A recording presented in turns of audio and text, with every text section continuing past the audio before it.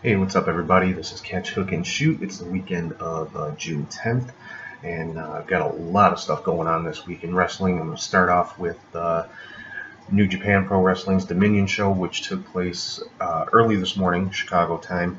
A lot of big news coming out of there. First and foremost, Kenny Omega taking on Kazuchika Okada for the IWGP Heavyweight Championship. It's the fourth match in the series between these two. I didn't actually get to watch the match myself, but by all accounts, it was a great match. 2 out of 3 falls, no time limit. Apparently, the match went a little over an hour total, with Kenny Omega winning 2 falls to 1 and coming away with the IWGP World Heavyweight Championship for the first time in his career. Also had Chris Jericho taking on Naito for the IWGP Intercontinental Championship, and Jericho actually won, so he is the new IWGP Intercontinental Champion, which makes him a record 10-time Intercontinental Champion between WWE and New Japan. Also, some other big news coming out of here. The Young Bucks took on Evil and Sonata for the IWGP Heavyweight Tag Team Championship, which they won for the first time in their career.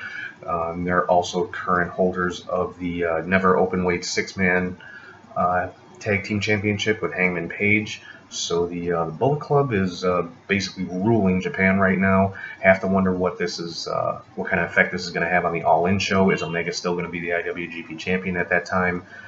If so, you're going to see the IWGP champion, the Ring of Honor champion, and the NWA champion all on the same show. That's if Cody is able to come away with the Ring of Honor championship at the end of the month, I should say. But should definitely be an interesting show with all the developments going on. Also, during the Dominion show, Bullet Club members Cody, Hangman Page, and Marty Scurll took on Jushin Thunder Liger, Tanahashi, and Rey Mysterio Jr. in a 6-man match. Bullet Club did win that match, and apparently, attacked Tanahashi after the bell, or attacked Liger after the bell. So seems to be, building a bit of a storyline there. Again, have to wonder what this means for All In. Obviously, Cody's going to be there. Rey Mysterio is going to be there. I'm sure Paige and Marty Scurll are going to be there. So, and a lot of implications for the All In show coming up in September. So I'm definitely looking forward to that. I mean, I've got my tickets already. I'm going to be there. I'm going to be posting stuff on Facebook Live or Snapchat, possibly both. Who knows? But it's definitely looking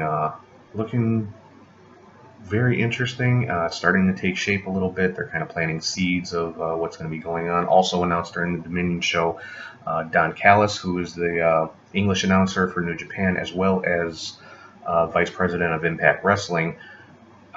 It was announced that he's going to be at All In, so it'll be interesting to see in what capacity he's going to be there.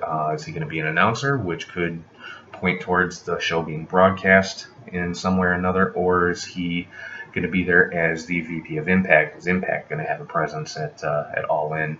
We already know New Japan and Ring of Honor do. A lot of different indie promotions do, with some of the people that are already scheduled to appear. It's looking like the only wrestling company that doesn't have a presence at All In is the WWE, which I'm sure is probably by design, but sounds like it's going to be, I mean, if it didn't sound like a fantastic show already, it's sounding even better now. So that's what's going on kind of on the indie circuit. Some other things happening this week. CM Punk and Colt Cabana won their court case. Of course, they were being sued by the WWE doctor for some comments that Punk made on Colt Cabana's podcast after he left the WWE, basically accusing the doctor of malpractice and things of that nature. So, of course, the doctor sued Cabana and Punk for just over $4 million, apparently, but the jury found in favor of Punk and Cabana. So congratulations to them. I know Punk has his next UFC fight coming up tonight here in Chicago. And, definitely good luck to him. I know a lot of hardcore MMA fans kind of crap on Punk. They still view him as a pro wrestler, which obviously is what he's known for. That's how he made his name.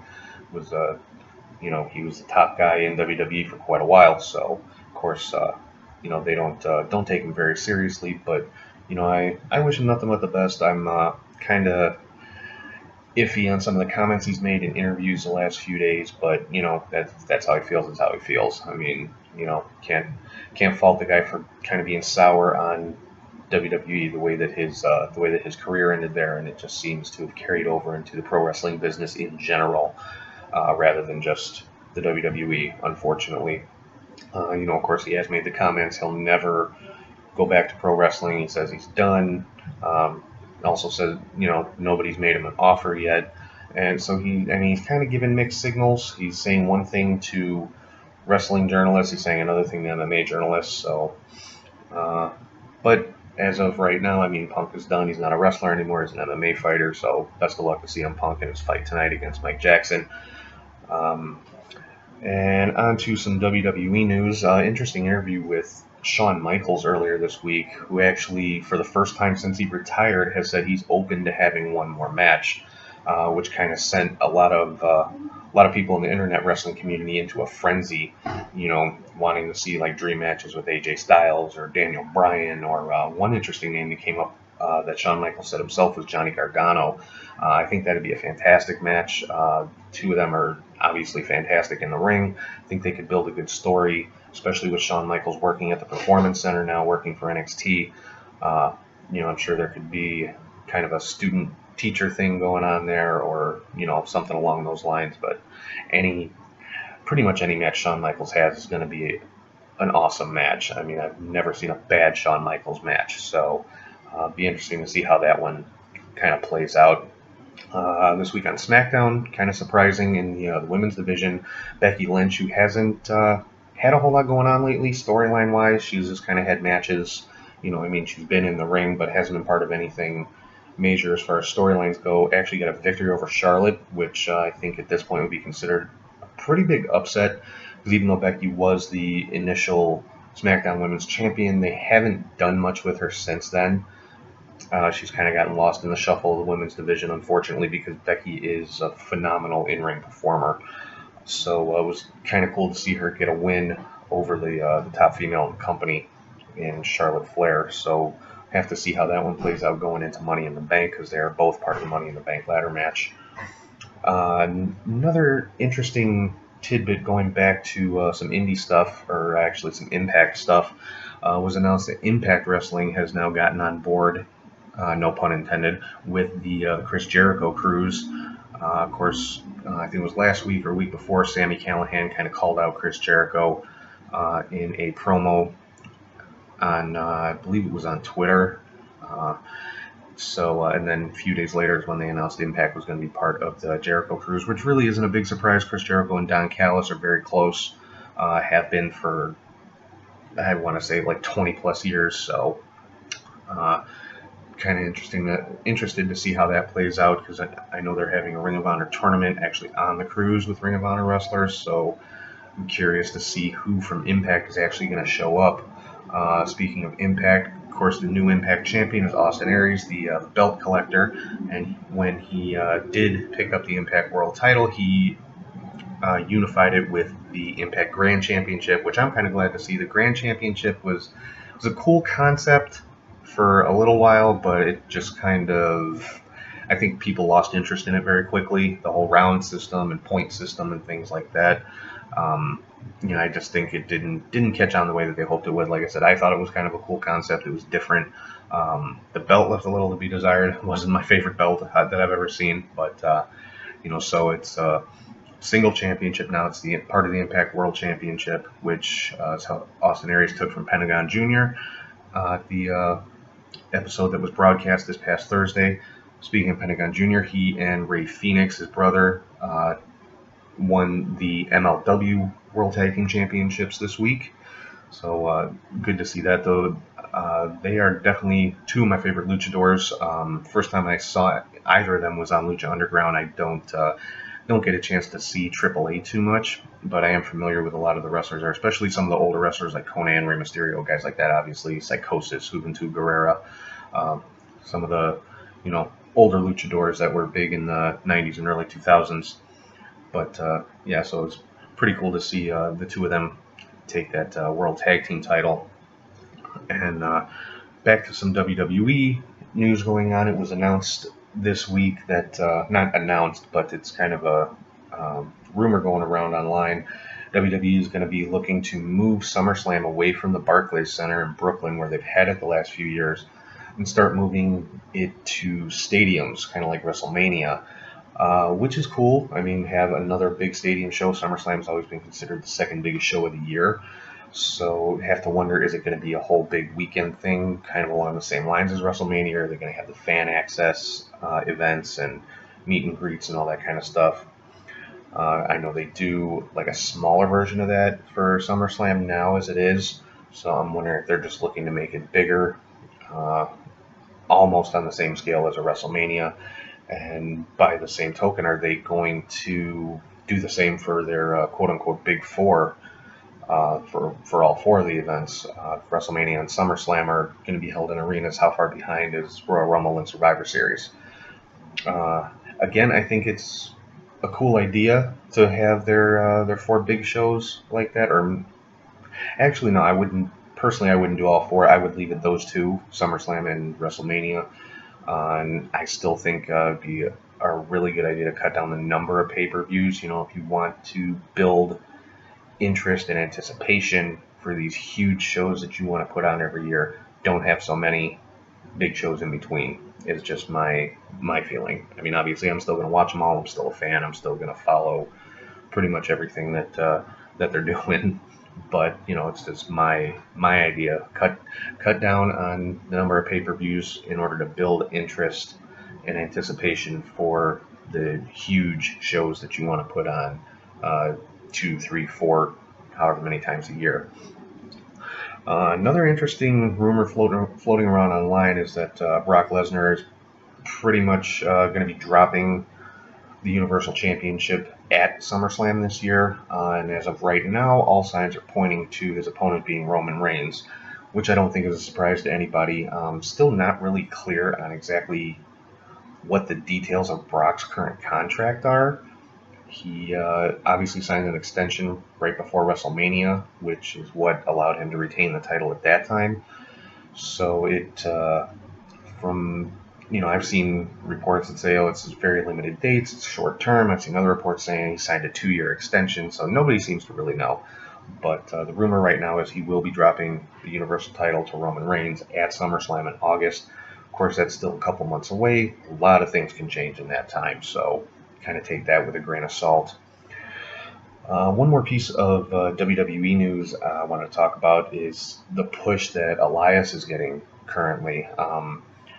I would definitely say I'm an Elias fan. I like the character. I like the storylines he's been involved in. He's not being forced, and that's a big thing that a lot of people seem to complain about is when wrestlers get forced down your throat. His push seems to be a little bit more natural, more organic, and he's turning into one of those heels, kind of like The Miz, where he can, the crowd will cheer him, they'll, say his catchphrases and things like that, but then he'll turn it right around on them and say something, make some kind of snide remark about the town or something like that, and they'll just, boo him out of the building. And that, to me, that's the sign of a great modern heel.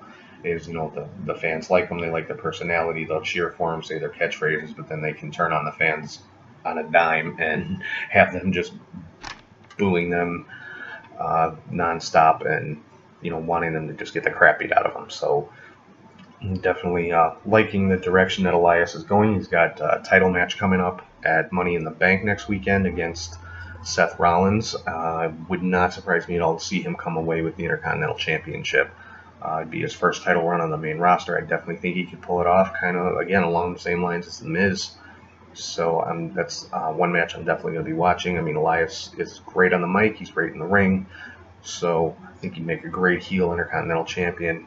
And somebody could probably have a pretty good long run with that title if they just, let him do it. So we'll have to see how that one plays out. So the big thing I wanted to talk about on the show today is something that's missing from pro wrestling these days, and not just in WWE, but also Impact and pretty much anywhere, really. You don't hear a lot about it anymore, and that is time limits. Used to be back in the day, ring announcers introducing the participants in a match, and of course, first thing they always say, this match is scheduled for one fall. It used to be one fall with a 30-minute time limit, 20-minute time limit, 60-minute time limit, whatever it might be. It doesn't happen anymore, except apparently in New Japan, because Omega and Okada have gone to time limit draws recently, but it's not commonplace anymore, and I think it's something that's missing, and I think it's something that is needed. It's just kind of, I mean, obviously the matches are predetermined. They know how long they're going to go. They know who's going to win, things like that. But the time limit draw, I think, is a tool that really could be utilized to further storylines, and also give wrestlers opportunities to just put on some phenomenal matches. I mean, look at the, back in the day, in the 80s, even back to the 70s, the number of time limit draws you had, especially in championship matches, because when these were back in the days when the NWA champion would travel around to the different territories and face the top guy in each territory, a lot of times it would go to a time limit draw just so that the top guy in the territory could still look strong without anybody having to take a pinfall and without having to put the championship on somebody that the NWA board didn't want it on. So, I mean, this is something that Ric Flair did on a daily basis for years, having time limit draws with people like Dusty Rhodes and Jerry Lawler and Ricky Steamboat and, pretty much all over the place. Carlos Colon in Puerto Rico. And, that was a huge thing back in the territory days, just to, like I said, so that the territory's top guy continued to look strong, and kind of got the fans behind him, saying, "Oh man, if there was just a couple more minutes, he could have beat the world champion." And I think that's something that can definitely translate to today. The last big era I can remember taking advantage of time limits was when WCW had their television championship, which of course evolved from the NWA television championship. It was typically, most of the matches were a 10 to 15 minute time limit, and more often than not they ended in a time limit draw. And if there was a clean victor, it was typically during a title change.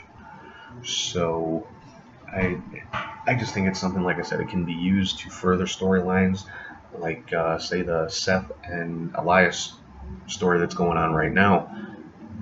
Let the match at Money in the Bank go to a 20-minute time limit draw or a 30-minute time limit draw. Let these guys go out there and steal the show for a half an hour and not resolve anything. It's like, oh, they fought to a 20-minute draw. Well, okay, the next match is going to be no time limit or 2 out of 3 falls, or this kind of goes back to the show when I was talking about making things special again. Use the time limit to further the storyline, to push it to the next level of match, whether that's a no DQ match, or a street fight, or no time limit, or 2 out of 3 falls, or whatever it might be. It's just something that doesn't get used anymore, and this has been talked about on other podcasts and wrestling shows. I've heard JR talk about it, and I've heard it on Busted Open Radio with Bully Ray and Dave LaGreca.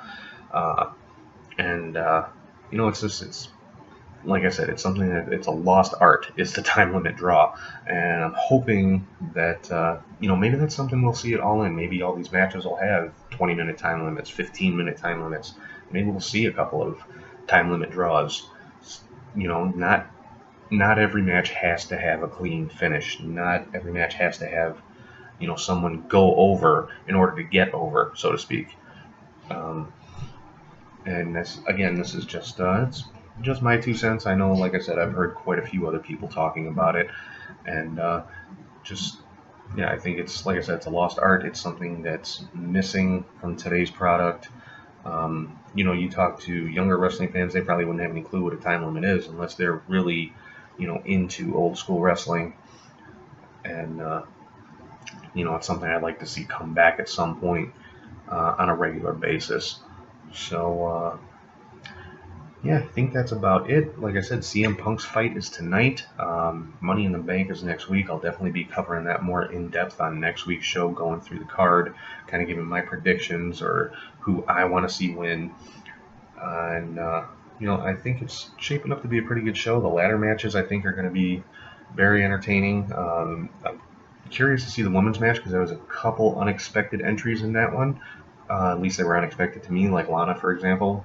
But it's good to see WWE giving her a shot because I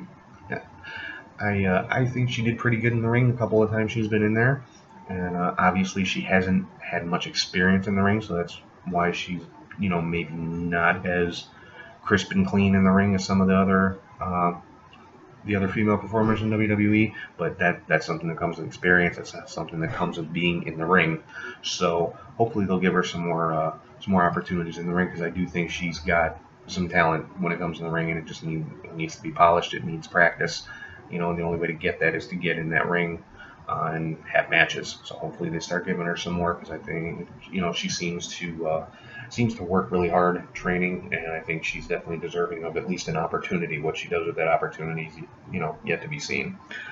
But yeah, I'm definitely looking forward to some of the other matches on the card too. Like I said, the Intercontinental Championship match. I think that's going to be that definitely could steal the show. Also, the next match for AJ and Nakamura, the last man standing match. That's another one that could steal the show if these guys are allowed to go out there and just go.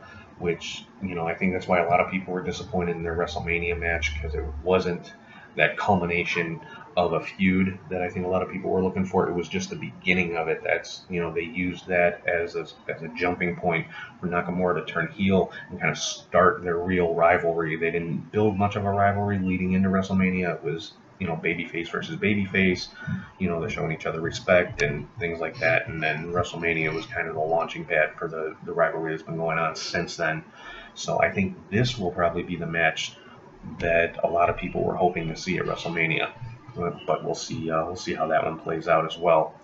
So that's about all I got for this week. I hope you guys have been enjoying the show. Hope you guys have been telling your friends and everybody about it.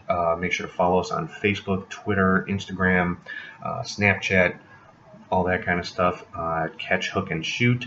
And if anybody has any questions, comments, things like that, please feel free to leave them on any of those pages, or if you want to email, shoot me an email with any kind of show ideas, again, questions, comments, anything you'd like to see or hear me talk about. It's catchhookshoot@gmail.com. That's all one word. And I will be back next week with my preview of Money in the Bank. Until then, hope everybody has a good week, and I will talk to you soon.